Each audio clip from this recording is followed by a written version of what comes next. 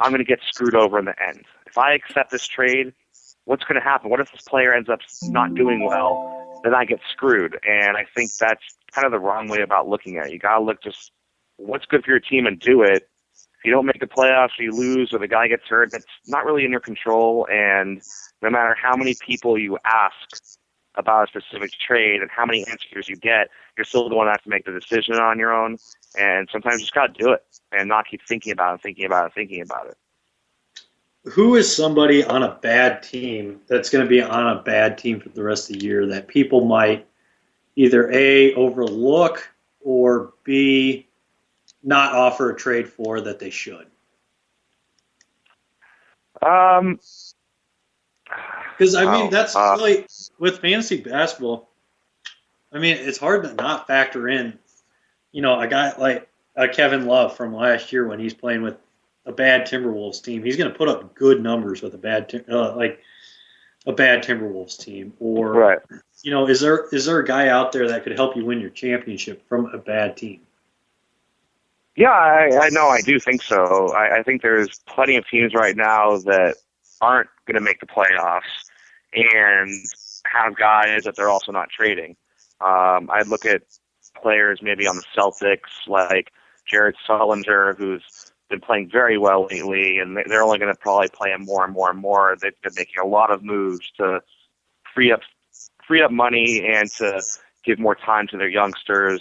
I think Rudy Gobert on the Jazz, he's going to keep getting more minutes once they start to keep realizing that Enes Kanter isn't really that good. The Hornets right now are a mess. I think Al Jefferson is a guy to target, especially since he's hurt right now.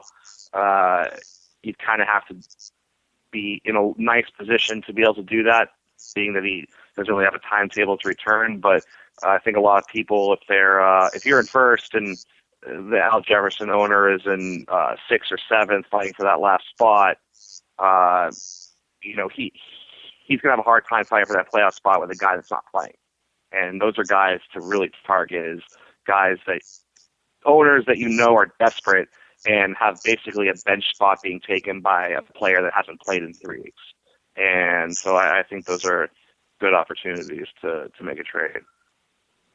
What do you think is what do you think people most overthink in fantasy basketball? Well, I think a lot. It's tough sometimes. I think people, and it's just in any fantasy sport, I think a lot of owners get attached to name value or draft value.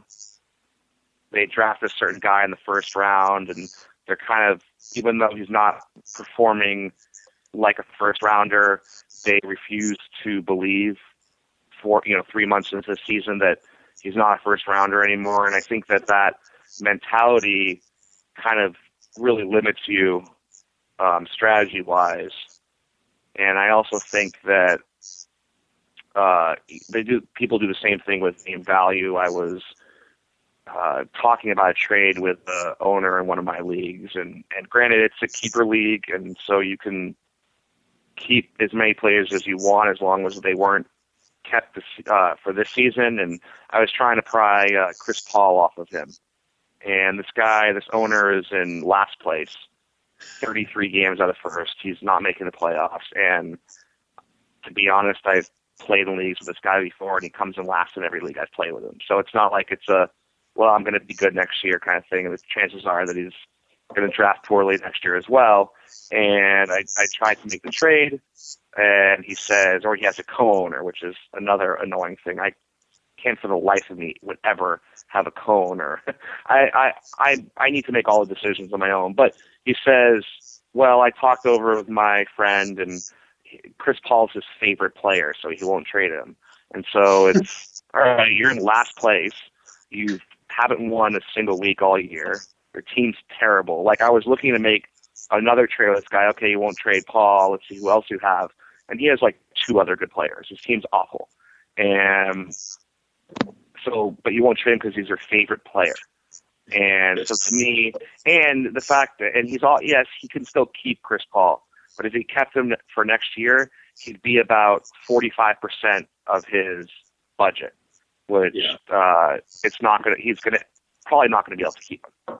So it's just not forward thinking. Like, man up, do something. You're gonna come in last and not do anything all year and not make any roster moves. Like, at least have some fun. And it wasn't like I was trying to rip him off. I was giving him good players in return. And just to say, oh, he's my favorite player.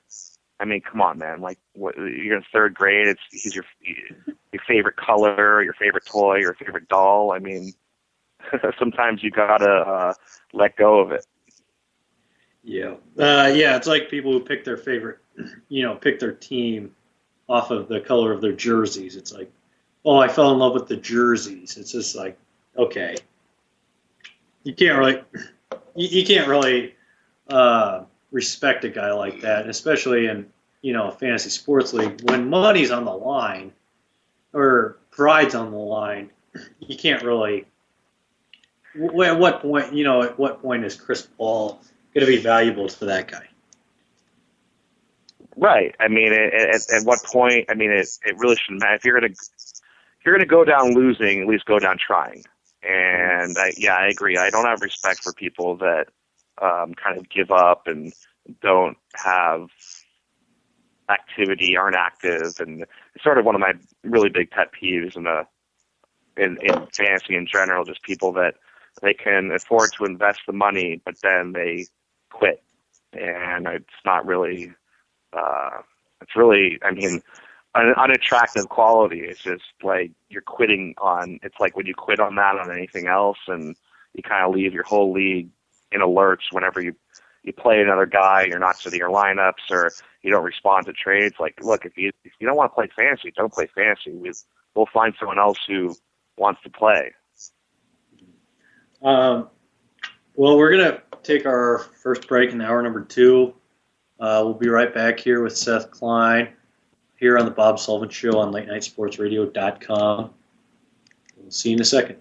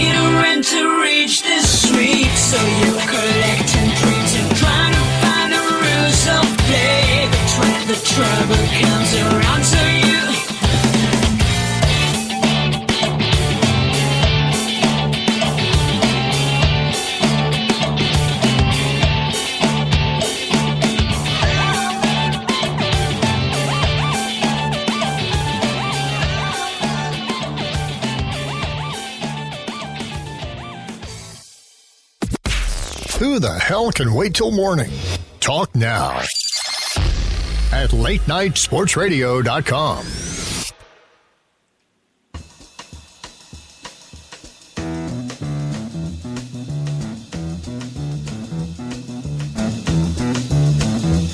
You know the day destroys the night. Night divides the day. Welcome back to the Bob Sullivan Show here on latenightsportsradio.com. Joined once again by Seth Klein, Razzball.com. Seth, what would you prefer to be called? A fantasy guru, fantasy expert? What is something that you would like to be called as far as fantasy goes?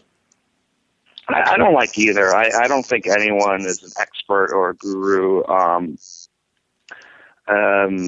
just fantasy writer, I guess, or something like fantasy that. Guy? Fantasy guy, fantasy writer, someone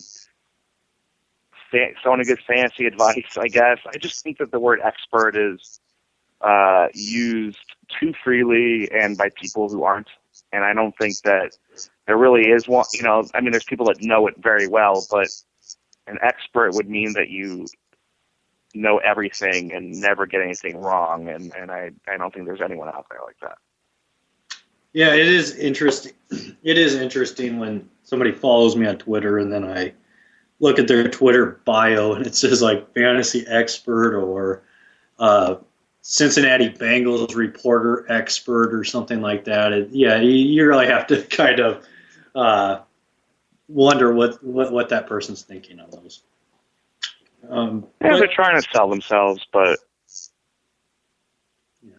yeah, it's a good effort. As far as NBA fantasy goes, and in comparisons to NFL or football, fantasy football, what are some comparisons and similarities and differences between the two, as far as bad owners to good owners?